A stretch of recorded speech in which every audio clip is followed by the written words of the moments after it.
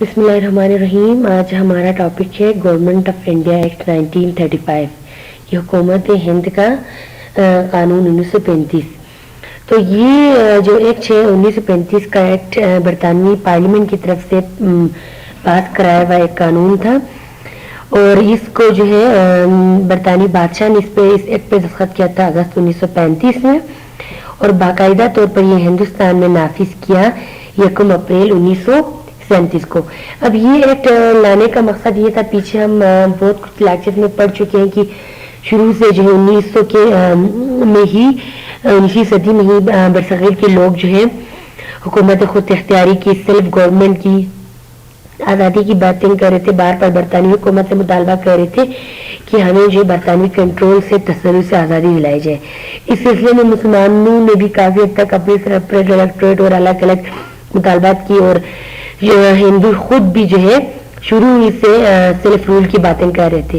اور اس کے علاوہ 1914 اور کے پہلی جنگ عظیم کے دوران بھی برطانوی گورنمنٹ جو ہے مجبور ہو گئے تھے ایکٹ لانے پر، جس کو گورنمنٹ آف انڈیا ایکٹ 1919 کہا جاتا ہے. لیکن اس ایکٹ میں کچھ خوبیاں تھی، باقی ساری خامیاں تھی، تو برصغیر کے لوگوں نے اس ایکٹ کو ایکسپٹ نہیں کیا تھا، اس کو قبول نہیں کیا تھا. اور 1927 میں سامن کمیشن نے جب دیکھا کہ 1919 کا جو ایکٹ ہے وہ کس حد تک قابل عمل ہے، تو اس پر جو ہے دیکھا تو بہت سارے ہندو اور مسلمانوں کے ریزرویشن تھی، تحفظات تھے، اور مسلمان جو ہے نہرو رپورٹ کے خلاف تھے، اور کانگریس جو 14 نکات کی، اور اس طرح جو گورنمنٹ کانفرنسز بھی بلائی گئی معاملات کو حل کرنے کے، لیکن کچھ نہیں ہوا.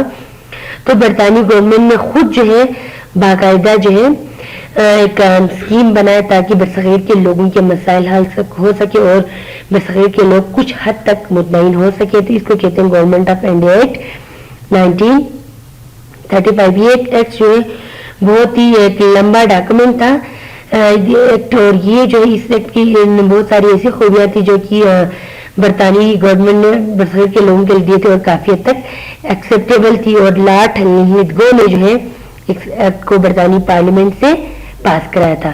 تو اس ایکٹ کی کیا خوبیاں تھی، اس کے کیا پوائنٹس تھے، تو سب سے پہلا ہے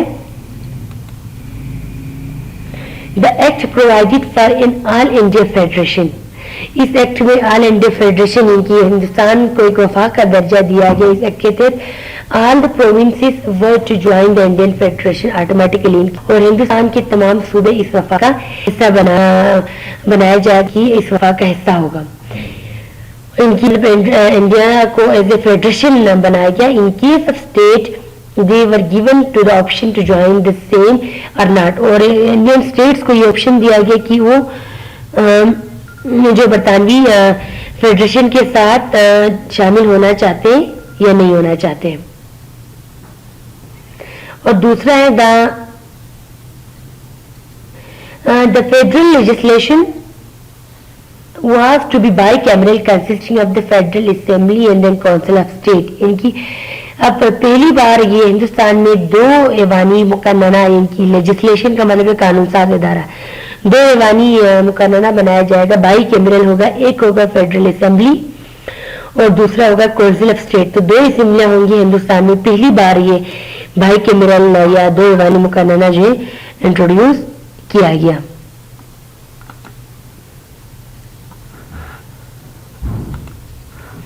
اچھا، فیڈرل اسمبلی اور جس کو کہا جائے گا لور ہاؤس کہا جائے گا یا ایوان زریں، اور کونسل آف اسٹیٹ اس کو کہا جائے گا اپر ہاؤس. اور فیڈرل جو اسمبلی ہے وہ جو ہے 5 ایئرس کے لیے منتخب کیا جائے گا، اور اس کے ممبران کی تعداد جو ہے 125 ہوگی. فرام انڈین اسٹیٹ سے 125 لیے جائیں گے نومینیشن کے تھرو، کہ نومینیٹ کیا جائے گا. اس کو ان کی الیکشن نہیں ہوگا، ڈائریکٹ برطانوی گورنمنٹ خود نومینیٹ کریں گے، اور جو رولرز جو ہے وہ نومینیٹ ہو کے آئیں گے. اور 250 فرام پروونسز اور 250 جو ہے وہ صوبوں سے لیے جائیں گے. Indirect election on communal in direction ہوگا، ان کی ڈائریکٹ لوگ براہ راست ووٹ نہیں ڈالیں گے، مختلف کمیونٹی کو جو ووٹ ڈالنے کا حق دیا جائے گا. کونسل آف اسٹیٹ جو ہے یہ परमानेंट होगा, इनकी ये कभी खत्म नहीं होगी। और 104 जो है फ्रॉम स्टेट से आएंगे मेंबर्स, और 107 जो है सूबों से आएंगे। Direct election on communal line पे होगी, डायरेक्ट इलेक्शन होगी। 1/3 was to retire every 3 years, और इसमें से जो है 1/3 इनकी 100 में से 66 लोग जो है तकरीबन वो हर जो है 3 साल के बाद रिटायर हो जाएंगे।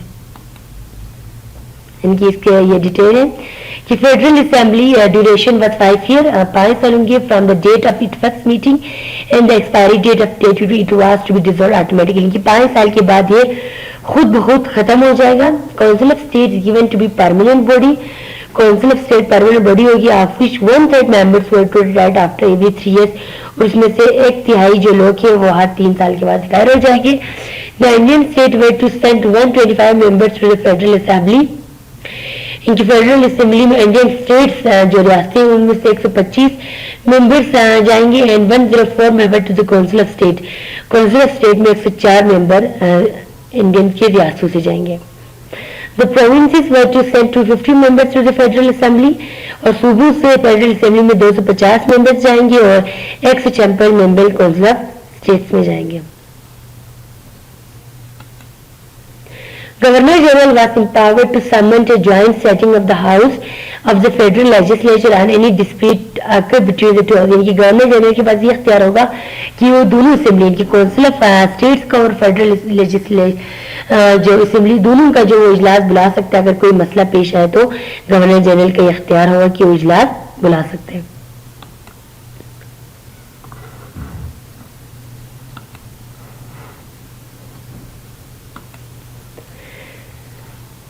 The function of the crown with regard to the Indian state were to be performed in India by his representative who was the viceroy himself। जो इंडियन स्टेट्स के the function of the crown, जो बादशाह का जो function होगा वो क्या होगा, to be performed in India by his representatives who was the viceroy himself. इनकी इंडियन स्टेट क्योंकि वो डायरेक्ट बरतानवी क्राउन के कंट्रोल में था, तो वो जो उस पर वाइसरॉय जो है वो एज ए रिप्रेजेंटेटिव जो वहाँ पे हुकूमत बनाएंगे या अपना जो तमाम अख्तियार वो खुद इस्तेमाल करेगा। There was no simple division of power between the center and the unit। कोई इनकी सेंटर सिंपल डिवीजन नहीं होगी, सूबों और मरकज के दरमियान जो अख्तियारात की तकसीम होगी। किस तरह अख्तियारात की तकसीम होगी, 3 हिस्सों में होगी कि 3 लिस्ट बनाई जाएगी। एक होगा फेडरल लिस्ट और दूसरा होगा प्रोविंशियल लिस्ट और तीसरा होगा कंकरेंट लिस्ट। एक वफाकी लिस्ट होगी, दूसरा सूबाई लिस्ट होगी, तीसरा मुत्तसिला लिस्ट होगी। फेडरल लिस्ट जो है वो क्या होगी, federal government was authorised to pass law on the subject given in their list. इनकी फेडरल लिस्ट में इसमें जो जितने कानून साजी वो सिर्फ वफाकी गवर्नमेंट कर सकेगी, सूबे नहीं कर सकेंगे। कानून साजी का हक इनकी वो लिस्ट जिन पर कानून साजी का हक फेडरल को या मरकज को हासिल है उसको कहते हैं federal list. The subject given in the provincial list was within the exclusive jurisdiction of the provincial legislation। कि यहाँ पे इनकी जो provincial list में जो भी जो सब्जेक्ट्स या जो भी उमूर शामिल होंगी उस पर सिर्फ सूबे जो है कानून साजी कर सकते हैं, सिर्फ सूबे उस पर कानून बना सकेंगे। As regard the concurrent list, both the federal legislation and the provincial legislation could pass law on the subject given in the list।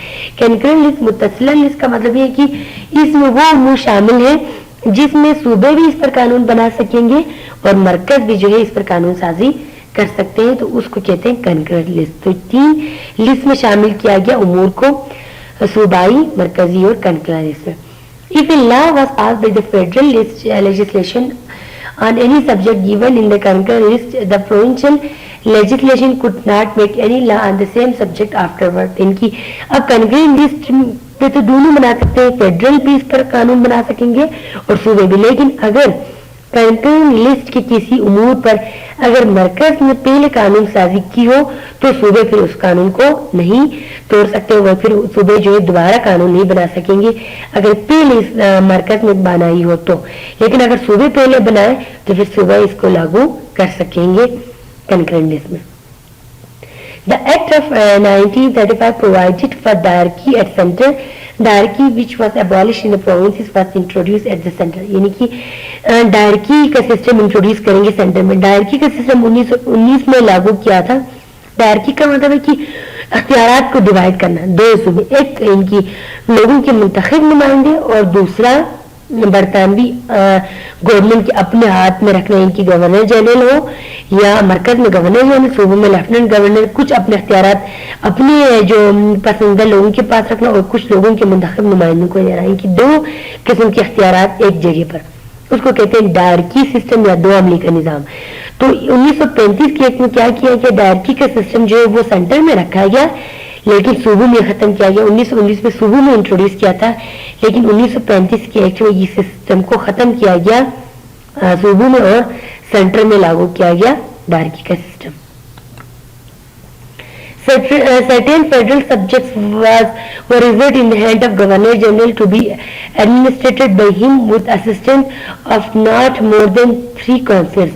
بہت سے جو فیڈرل سبجیکٹس ہیں وہ گورنر نے اپنے ہاتھ میں رکھ لیا گیا, وہ خود اس کو دیکھ سکتے تھے, ایڈمنسٹریٹ کر سکتے تھے اور اس کی مدد کے لیے 3 کونسلز بنائے گئے تاکہ کچھ سبجیکٹ جو گورنر جنرل جو ہے خود اپنے اختیار میں رکھا گیا ہے کہ گورنر جنرل کی کافی اکثر اختیارات کو بڑھایا گیا. The reserve subjects were defence, external affairs. اب یہ کون کون سے اختیارات ہیں جو کہ گورنر جنرل نے رکھے تھے؟ وہ تھے ڈیفینس تھا, ان کی دفاع کا شعبہ تھا, ایکسٹرنل افیئرس کا شعبہ تھا, and administration of the tribal areas, اور ٹرائبل یہ جو اختیارات ہیں وہ بھی رکھا گیا تھا. In the administration of the other federal subject the governor general was to be aided and advised by a council of ministers whose member was not to extend 10. اور باقی جو ہے فیڈرل سبجیکٹ کے اختیارات کے لیے the governor general was to aided and advises by a council of ministers, تو باقی ان کے لیے گورنر جنرل کے لیے کونسل آف منسٹرز ہوں گے اور اس کی تعداد جو ہے 10 سے زیادہ نہیں ہوں گے. باقی فیڈرل سبجیکٹ کے اختیارات کو چلانے کے لیے کونسل آف منسٹر کے تھرو جو ہے گورنر جنرل اختیارات کا استعمال کر سکیں گے. The federal ministry was to be administered all the federal department except the reserve subject. ان کی فیڈرل منسٹری تمام فیڈرل ڈپارٹمنٹ کو چلا سکیں گے سوائے ریزرو سبجیکٹ کے. ریزرو سبجیکٹ جو ہے وہ اختیارات عام منسٹر کر سکیں گے لیکن باقی جتنے اختیارات ہیں وہ فیڈرل منسٹری خود کر سکتے ہیں. In spite of composite nature of the ministry, their responsibility was to be collective. The ministry was to be responsible to the federal legislation. ان کی جو بھی وزرا ہے وہ فیڈرل لیجسلیشن کے سامنے, قانون ساز ادارے کے سامنے جواب دیں کہ ہر وزیر کو اپنے جو ہے منسٹری کا جو اس کو جواب دینا ہوگا وفاقی قانون ساز ادارے کے سامنے کہ اس نے اپنے شعبے میں اگر تعلیم کا کوئی منسٹر ہے تو اس کو وفاقی اسمبلی کے سامنے جواب دینا ہوگا کہ اس نے اپنے محکمے میں کام کیا ہے یا نہیں کیا ہے, کس حد تک کامیاب ہوا ہے نہیں ہوا ہے. According to the procedure governor general had to work based on the advices of minister. ان کی پروسیجر کے تحت گورنر جنرل کو منسٹرز کے جو ہے ایڈوائس, ان کی وزراء کی ایڈوائسز پہ اپنا کام کرنا تھا. ان کی وزراء جو بھی مشاورت دیں گے گورنر جنرل نے اسی تحت کام کرنا تھا. However, Governor General he did not always act on the advice of minister. لیکن ضروری نہیں تھا کہ وہ ہمیشہ جو ہے منسٹرز کی بات سنیں. In certain cases, he was to act in the individual judgment and he was responsible for his own decision. کہ یہ نہیں تھا کہ گورنر جنرل تمام اپنے اختیارات جو وہ منسٹر سے پوچھ کے کریں گے, بلکہ کچھ گورنر جنرل اپنے فیصلے خود بھی کر سکتے تھے, وہ خود رسپانسبل سے کچھ اختیارات کا استعمال کرنے کے لیے. The Act provided for the establishment of Federal Court of India. ان کی اس ایکٹ میں پہلی بار ہندوستان میں وفاقی عدلیہ جو ہے بنایا گیا with jurisdiction on Indian state and provinces, اور جو اس کا جو دائرے کار وہ انڈین اسٹیٹ پہ بھی ہوگا اور صوبوں میں ہو گیا. One chief justice and 2 judges were appointed. ایک چیف جسٹس بنایا گیا اور اس کی معاملت کے لیے 2 ججز مقرر کیے جائیں گے.